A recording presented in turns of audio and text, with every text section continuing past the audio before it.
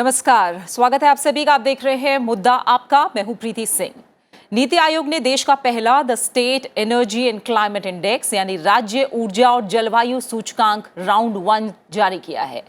राज्यों और केंद्र शासित प्रदेशों को 3 समूहों फ्रंट रनर, अचीवर्स और एस्पिरेंट्स में बांटा गया है। इस इंडेक्स में गुजरात ने बड़े राज्यों में शीर्ष स्थान हासिल किया है। नीति आयोग की रिपोर्ट के मुताबिक गुजरात के बाद केरल और पंजाब का स्थान है। इस सूची में छत्तीसगढ़, मध्य प्रदेश और झारखंड जैसे राज्य सबसे पीछे रहे हैं। छोटे राज्यों की बात करें तो सबसे अच्छा प्रदर्शन करने वाले 3 राज्य हैं गोवा, त्रिपुरा और मणिपुर। इंडेक्स 6 पैरामीटर पर राज्यों के ओवरऑल परफॉर्मेंस पर आधारित है और ये पैरामीटर्स हैं परफॉर्मेंस ऑफ डिस्कॉम्स यानी power distribution companies, access, affordability and reliability of energy, clean energy initiatives, energy efficiency, environmental sustainability और न्यू इनिशिएटिव्स। नीति आयोग के अनुसार राज्य ऊर्जा और जलवायु इंडेक्स ये पहला इंडेक्स है जिसका उद्देश्य जलवायु और ऊर्जा के क्षेत्र में राज्यों के प्रयासों को एक तरह से ट्रैक करना है। इससे ये उम्मीद की जाती है कि अलग अलग राज्यों के गहन विश्लेषण से ऊर्जा के अलग अलग पैरामीटर्स पर सर्विस डिलीवरी को बढ़ाने में मदद मिले। मुद्दा आपका में आज हम the state energy and climate index के महत्व और अलग अलग पहलुओं को समझेंगे और इस पर चर्चा के लिए मेरे साथ खास मेहमान जुड़ रहे हैं।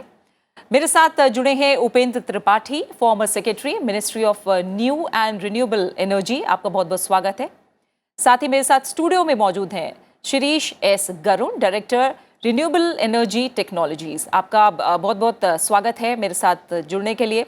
और मैं बता दूं कि Garun ji the energy and resources institute से जुड़े हुए हैं। और गरुण जी, पहला जो सवाल है वो मैं आप ही से करूंगी और थोड़ा मैं चाहूंगी कि इस इंडेक्स के बारे में आप समझाइए, क्योंकि अपनी तरह का पहला इंडेक्स है, 6 पैरामीटर्स है और इसमें 27 इंडिकेटर्स हैं। ये तमाम चीज़ें क्या हैं, इनको कैसे समझें जिनसे स्टेट की परफॉर्मेंस मेजर की गई है, कितनी कितनी वेटेज दी गई है और इसके जो अहम बिंदु हैं वो क्या हैं? जलवायु परिवर्तन की समस्या एक बड़ी समस्या है और उसके लिए हमारे गवर्नमेंट ने काफ़ी कदम उठाए हैं। और जलवायु परिवर्तन और ऊर्जा ये दोनों का लिंक बहुत स्ट्रॉन्ग है। तो जलवायु परिवर्तन के लिए जो महत्वपूर्ण एमिशंस हैं जैसे कि CO2, वो ऊर्जा के क्षेत्र से सबसे ज़्यादा आते हैं। और इसीलिए ऊर्जा और जलवायु परिवर्तन का एक अच्छा सा एक अच्छा लिंक है। और जब गवर्नमेंट ने बहुत सारी स्कीम्स लॉन्च की हैं ये इशू टैकल करने के लिए, और उसमें जैसे कि रिन्यूएबल एनर्जी को प्रमोट करना है, एनर्जी एफिशिएंसी है, इलेक्ट्रिक व्हीकल्स है, क्लीन कुकिंग है, इलेक्ट्रिफिकेशन ऑफ हाउस होल्ड्स है। ऐसे कई सारे स्कीम्स गवर्नमेंट ने पिछले 7 साल में लॉन्च किए।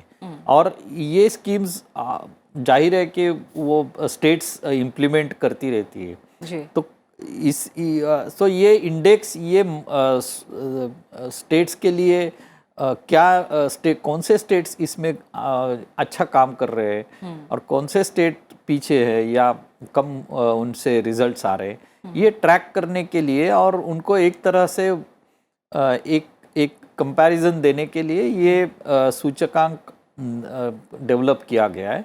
एक अच्छी स्टेप है, क्योंकि आम आदमी को हो या एक्सपर्ट्स को हो, कौन कितना काम कर रहा है ये एक प्लेटफॉर्म पे ट्रैक करना बहुत मुश्किल है।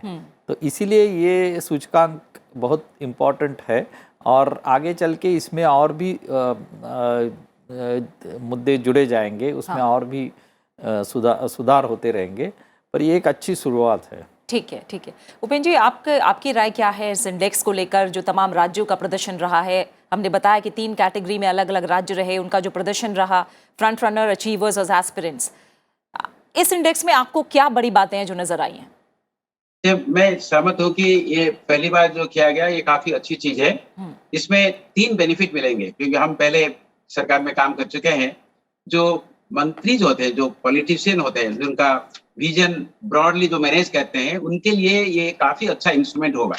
वो तो अभी उनके सेक्रेटरी से पूछेंगे या एडमिनिस्ट्रेटिव सेक्रेटरी दूसरों को पूछेंगे कि हमारा जो अचीवर्स है और फ्रंट रनर्स है, हम कौन सा कैटेगरी में आ रहे हैं, क्यों, और हम कैसे फॉरवर्ड जा सकते हैं। तो ये जो एडमिनिस्ट्रेटिव मैनेजमेंट हम कहते हैं, जो प्रोजेक्ट्स और प्रोजेक्ट्स एंड पॉलिसीज जो हम बनाते हैं, उसमें ये काफी मदद देगी। और पहली बार इसीलिए वो किया गया, जो स्टेट एनर्जी और क्लाइमेट इंडेक्स, जिसको अंग्रेज में वो सेकी बताया, जो solar energy corporation of India जैसे है, और इसमें 27 वो पैरामीटर्स लिए हैं।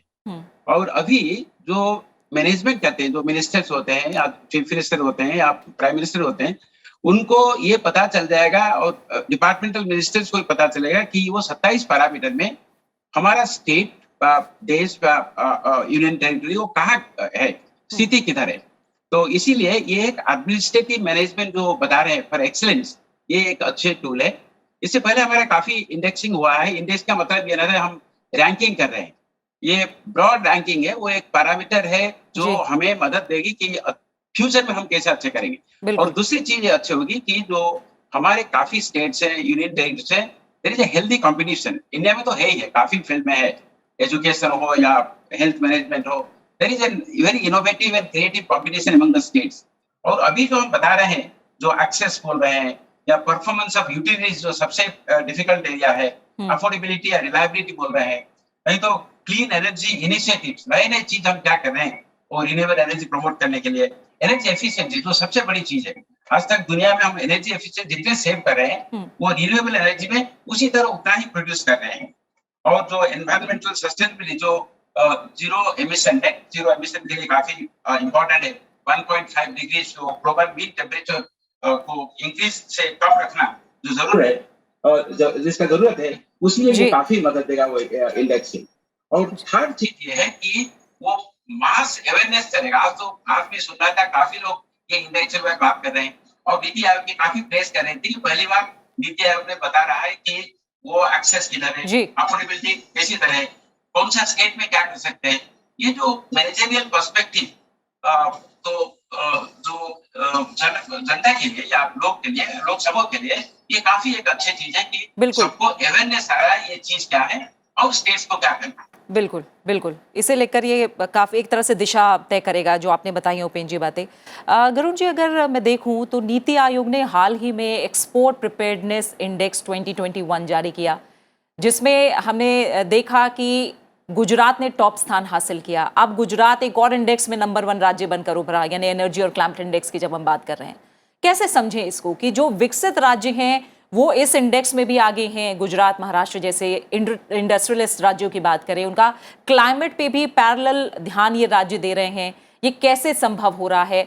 और दूसरा, जो विकासशील राज्य हैं इसमें भी क्यों पिछड़ रहे हैं, इसको कैसे समझा जाए?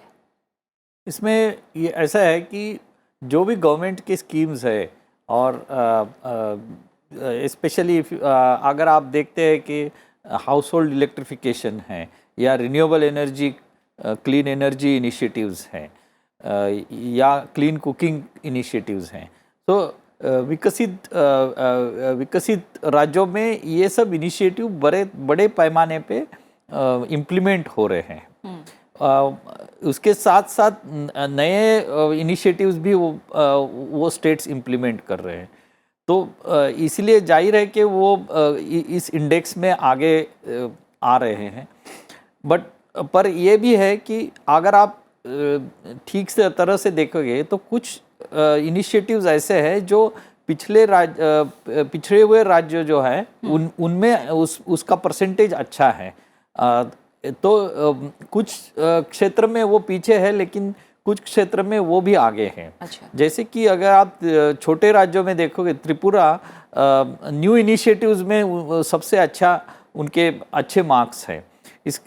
जिसमें इलेक्ट्रिक व्हीकल, स्मार्ट मीटरिंग, इस तरह के प्रोग्राम्स इंक्लूड किए गए हैं। हाँ। तो ये जाहिर है कि उन्होंने उसमें अच्छा काम किया है, तो उनके मार्क्स उसमें अच्छे हैं। तो इस तरह से इसको देखना चाहिए कि कौन से स्टेट्स में किस तरह की पॉलिसीज़ है और किस तरह के प्रोग्राम लग रहे हैं। हो सकता है कि गुजरात जैसा स्टेट उसमें इलेक्ट्रिसिटी का सप्लाई सबसे अच्छा है, 24/7 इलेक्ट्रिसिटी देते हैं, इलेक्ट्रिफिकेशन लेवल भी अच्छी है, क्वालिटी ऑफ सप्लाई भी अच्छी है, तो डिस्कॉम का परफॉर्मेंस भी अच्छा आ रहा है, रिन्यूएबल एनर्जी की इनिशिएटिव्स भी काफ़ी है तो उसका भी परफॉर्मेंस अच्छा आ रहा है।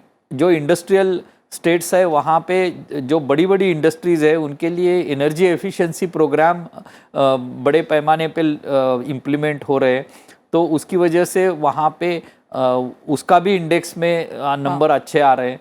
तो ये भी एक रीज़न है कि कई स्टेट्स में जैसे इंडस्ट्रीज़ अच्छे हैं, बड़े इंडस्ट्रीज़ है, वहाँ पे एनर्जी एफिशिएंसी के प्रोग्राम्स इंडस्ट्रीज़ खुद भी काफ़ी काम कर रही है इसमें। तो ये सब का एक मेलजोल के जो एक पिक्चर उभर के आ रहा है वो इस इंडेक्स के जरिए सबको मालूम हो जाएगा। जी जी। और गरुण जी, जैसे आपने डिस्कॉम का जिक्र किया तो 40% जो वेटेज यानी सबसे ज़्यादा जो दिए गए हैं वेटेज वो इसी क्षेत्र को एक तरह से दी गई है। और डिस्कॉम यानी पावर डिस्ट्रीब्यूशन कंपनीज की अगर हम बात करें उपेंद्र जी, तो पावर डिस्ट्रीब्यूशन कंपनीज का 5 लाख करोड़ का लॉस चल रहा है। और एक तरह से हम देखें तो ये एक ऐसा क्षेत्र है जिसके सामने आने वाली जो चुनौतियां हैं वो लगभग हर राज्य में बहुत जटिल हैं, उसमें गुजरात का अच्छा प्रदर्शन होना, ये इंडेक्स कैसे मदद कर सकता है इस दिशा में आगे? तो अगर आप देखेंगे जो यूटिलिटी का परफॉर्मेंस के बारे में बात कर रहे हैं, ये तो सबसे इम्पोर्टेंट एरिया है, इसीलिए फेडरल गवर्नमेंट के तरफ से और राज्यों से काफी अच्छा पॉलिसीज का रिस्पॉन्स हो रहा है। मतलब उनका जो घाटा है उसे कैसे कम किया जाए। आप देखेंगे जो पैरामीटर्स है, जो हम 6 एरिया की बात कर रहे थे जी। यूटिलिटी अगर अच्छा है तो एक्सेस अच्छा होगा, अब पैसा भी कम होगा, अफोर्डेबिलिटी आ जाएगा, रिलायबिलिटी भी आएगा।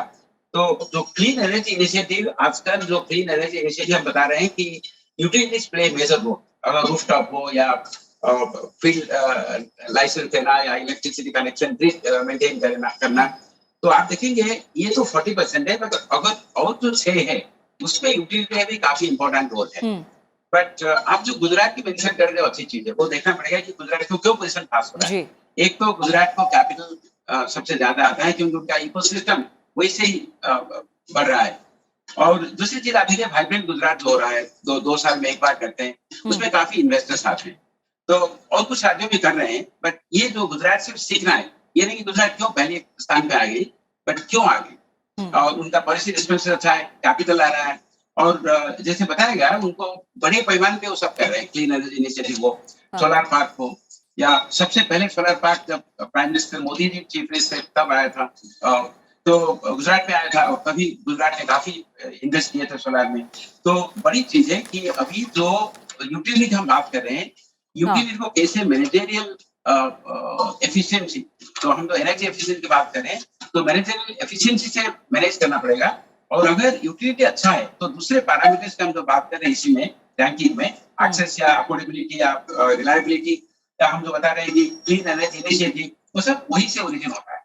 तो इसीलिए वो काफी इंपॉर्टेंट है कि जो यूटिलिटी को हमने 40% दे रखे हैं, जो इंडेक्स में नीति आयोग ने दिए, वो काफी अप्रोप्रिएट स्टेप है। जी गरुण जी, जब हम इस इंडेक्स की बात कर रहे हैं और जैसा आप लोग भी कह रहे हैं कि पहला क्योंकि इस तरह का इंडेक्स है और जाहिर तौर पर और पैरामीटर्स हैं जो आने वाले समय में इसमें जोड़े जा सकते हैं, यानी सुधार की गुंजाइश है, लेकिन एक जो कदम हम इसमें देख रहे हैं, इस इंडेक्स में एनर्जी से रिलेटेड 4 ग्लोबल इंडेक्स भी शामिल किए गए हैं और उसमें भारत की स्थिति को भी समझाया गया है। थोड़ा सा अगर आप इसके बारे में हमें समझाएं कि ये इंडेक्स किस तरह से मदद करता है और जो वास्तविक स्थिति है वो दिखाने में कितनी मदद करेगा। भारत एक मतलब बड़ा मोस्ट पॉपुलस कंट्री हो गया अभी तो। इसके लिए हमारे हर एक स्टेट अगर देखे तो वो एक कंट्री के बराबर हैं। बिल्कुल। और उस तरह से देखा जाए तो इस कंप्लीट कंट्री के लिए एक इंडेक्स बनाना बहुत मुश्किल है। तो और दूसरी बाजू आप देखेंगे तो हमने ग्लोबल कमिटमेंट्स दी हुई है, जैसे कि हमने COP26 में पंचामृत कमिटमेंट्स दी हुई है, उसमें एनर्जी एमिशन रिडक्शन, ये 2 बहुत इम्पॉर्टेंट चीज़ें हैं। और अगर हम ग्लोबल लेवल से देखेंगे तो ये इंडेक्स हमारे लिए इम्पॉर्टेंट है कि हमारी जो कमिटमेंट्स है वो मीट करने में हमारे स्टेट्स अल्टीमेटली रिस्पॉन्सिबल रहेंगे।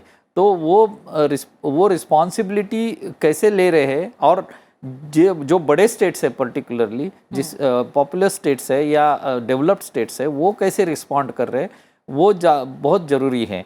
तो ये इंडेक्स एक तरह से ग्लोबल इंडेक्स को सपोर्ट करेंगे, और हमारी जो ग्लोबल लेवल पे जो हमारी रैंकिंग होगी उसमें सुधार लाने के लिए एक तरह से महत्वपूर्ण कदम होगा। क्योंकि स्टेट्स जो है हमारे वो समझ जाएंगे कि हम कहाँ पीछे रह रहे हैं और कौन से प्रोग्राम में हमें आगे आना चाहिए। और इस तरह से जैसे सर ने अभी कहा कि एक हेल्दी कंपटीशन हो जाएगी स्टेट्स के बीच में, और एक हमारा जो प्रोग्रेस है, जो हमारा कमिटमेंट की तरफ प्रोग्रेस है, COP26 हो या पेरिस एग्रीमेंट की कमिटमेंट्स हो, तो वो ट्रैक पे है कि नहीं ये भी एक तरह से इस इंडेक्स से पता चलते रहेगा। और वो जैसे कि बार बार अगर वो इंडेक्स कैलकुलेशंस से 6 महीने में या 1 साल में होती रहती है तो वो प्रोग्रेस रेगुलरली ट्रैक भी होते रहेगा। तो इस तरह से ये ग्लोबल इंडेक्स को एक तरह से लिंक हो जाएगा। ठीक है। और जैसे अभी ग्लोबल इंडेक्स को लेकर जो मैंने बात कही है उपेन जी, इसमें मैं जो टॉप 10 के अंदर जहां भारत आ रहा है, जो ग्लोबल इंडेक्स शामिल किए गए हैं 4 इस इंडेक्स में, उसमें अगर हम बात करें renewable energy country attractiveness index, इसमें तीसरा स्थान है भारत का। और टॉप 2 की बात करें तो अमेरिका और चाइना का नंबर आता है। और दूसरा है क्लाइमेट चेंज परफॉर्मेंस इंडेक्स, जिसमें हम देखें तो टॉप 3 में कोई भी देश नहीं है, लेकिन इसमें टॉप 10 में भारत ने जगह बनाई है। तो ये कितना अच्छा संकेत। और COP26 का जिक्र किया अभी गरुण जी ने, इसमें हमने देखा कि प्रधानमंत्री नरेंद्र मोदी ने किस तरह से जोर दिया और कहा कि फॉसिल फ्यूल से हम क्लीन एनर्जी की तरफ धीरे धीरे जा रहे हैं, और जो हमारा लक्ष्य है 2070 तक कार्बन उत्सर्जन के नेट जीरो करने का लक्ष्य हासिल कर लेगा भारत, ये कहा जा रहा है। और चाइना की तरफ से 2060 का लक्ष्य है। तो ये जो लक्ष्य है, इस दिशा में क्या संकेत मिल रहे हैं, हम कितनी तेजी से एक तरह से आगे बढ़ रहे हैं? देखिए, COP26 जो थी उसी में भारत ने एक ग्लोबल लीडर के लेकर, क्योंकि पीएम ने जो अनाउंस किया, प्राइम मिनिस्टर, तो पहले तो वो नेट जीरो एमिशन की 2070 तक अनाउंस किया, और उसके अलावा हमारे जो रिन्यूएबल एनर्जी का टारगेट था उसमें भी उन्हें काफी ज्यादा कर दिया, 500 गीगावाट। ये कोई स्मॉल क्वांटिटी नहीं है। तो और जो कोल की तो फेज डाउन वो अनाउंस किया। तो काफी चीज इंडिया में, सबसे बड़ी तो इंटरनेशनल सोलर अलायंस का जुड़े हुए जो वन सन वन वर्ल्ड और वन ग्रिड ब्रिटेन के साथ किए, वो भी काफी महत्वपूर्ण चीज थी।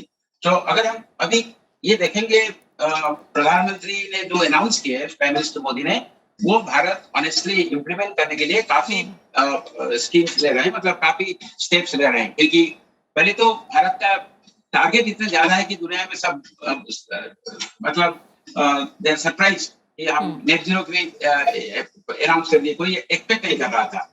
तो अगर देखेंगे आप कि COP26 में इंडिया का जो ट्रांसफॉर्मेशन हुआ, इंडिया ने जो कमिटमेंट दिखाया, वो काफी बड़ी चीज है। और जब COP27 आएगी तब तक इंडिया काफी जोर से मूव कर रहा है। उसको जो क्लाइमेट जो मिनिस्ट्री है, ministry of environment, forest and climate change, और जो ministry of new and renewable energy, ministry of power जहाँ ब्यूरो ऑफ एनर्जी एफिशिएंसी काम करता है, और नीति आयोग, सब और MEA सब मिलके प्राइम मिनिस्टर ने जो अनाउंस किया उसको इम्प्लीमेंट करने के लिए काफी स्टेप्स ले रहे हैं, वो सिस्टमेटिक स्टेप्स ले रहे हैं।